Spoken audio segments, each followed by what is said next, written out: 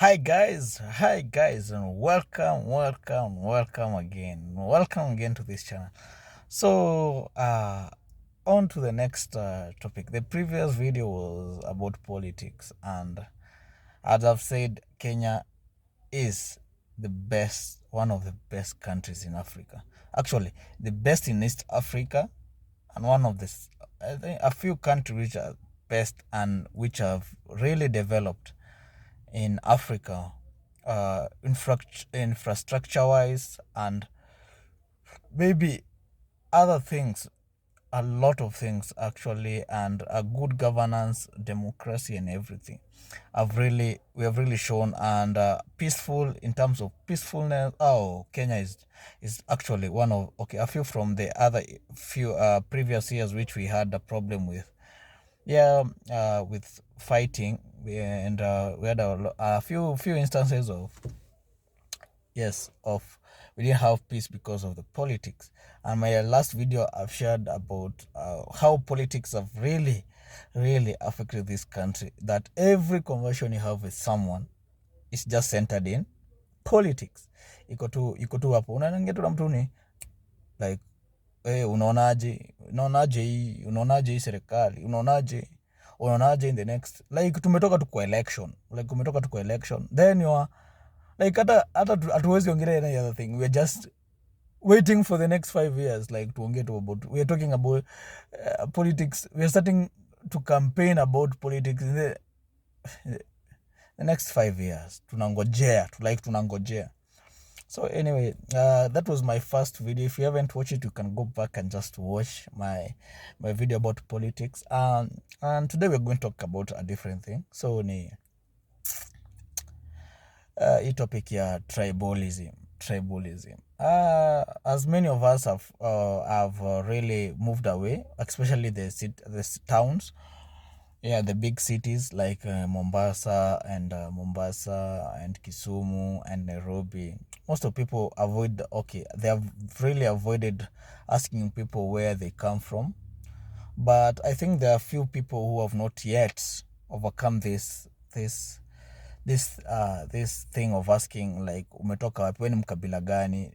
Just kama unataka kutafuta job, there's some people still, some employers and some people, like, before even they start a conversation with someone, they want to know, like, from which tribe we are from. And sometimes when you answer someone, like, genuinely you don't want to tell them where, but you don't want to tell them from which tribe you're coming from, it becomes like you're rude, or some sort of rude. You don't want to. So I remember, like, najua most of people, okay, the people who are born, most of the young guys who are born in town, like especially in Nairobi, and maybe in slum areas, and maybe in general. So you find, like, most of the youth don't speak, like, they don't have that accent from their tribes. Maybe if they are Kambas, or if they are Kalenjins, if they are Kikuyus, they don't have, if they tell you their first names, you won't know from which tribe they're coming from. So you'll just be a bit, and if they don't have that accent, you'll just be confused. But you find people still want to know their second name, and they want to know from which tribe you're coming from. From which tribe? They will keep insisting, like, hey, unatoka side gani? Like, every commotion, I think, so that they can trust you or someone. I don't know. But sometimes irritate sana mno. Irritate when someone, mnaongea tu conversation, you have a good conversation, then, and it also comes with the politics also that we have. So you find that, for example, if you are saying you're supporting an individual in politics, people just have these answers in their head that you are from this and this tribe.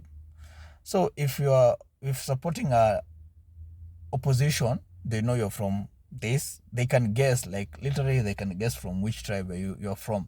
If you're supporting a football match from two clubs, the biggest clubs in Kenya, people will still still categorize you in your this and this tribe. So it doesn't make sense. I can support any team, I can support any politician.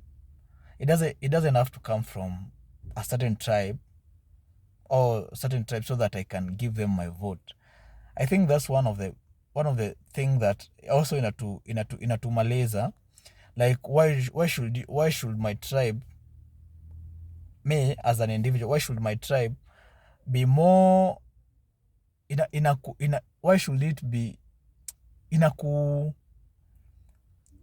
why should it bother you from which tribe I am from? So kwa nini nakubother nimetoka ati whether nimetoka western? Kwa nini why should it, like, if you're to give me a job and I'm qualified for this job, I think tribe will not be a big deal, will not be like. But I think politics also has played a role in this tribalism thing.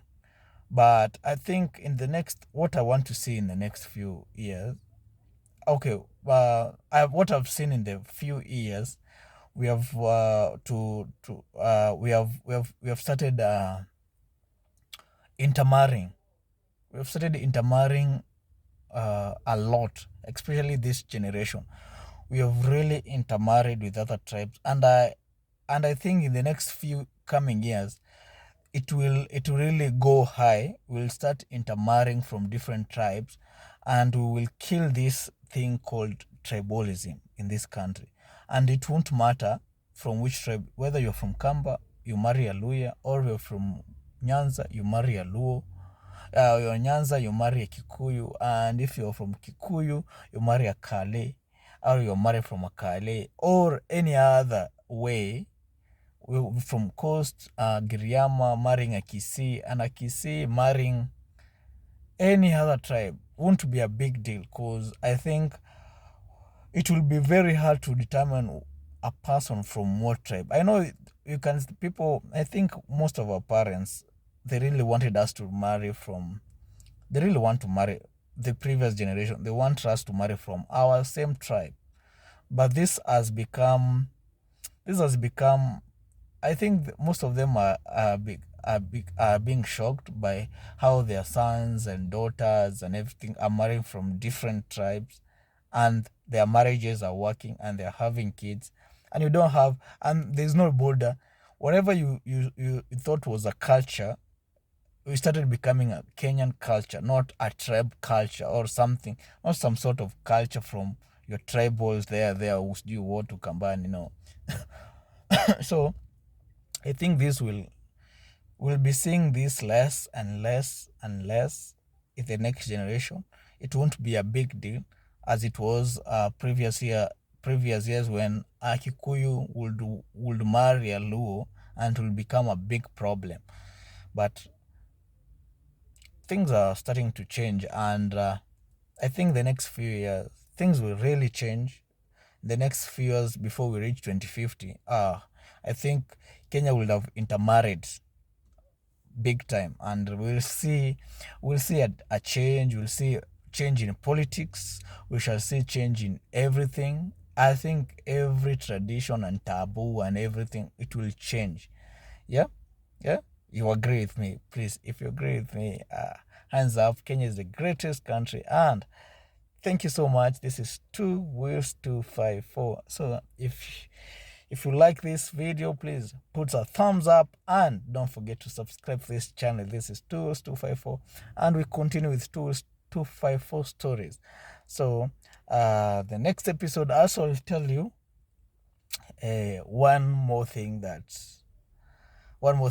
that actually irritates me or makes me feel bad about Kenya. Okay, but not about Kenya, about what mingle. So stay tuned and see you in the next video. Bye.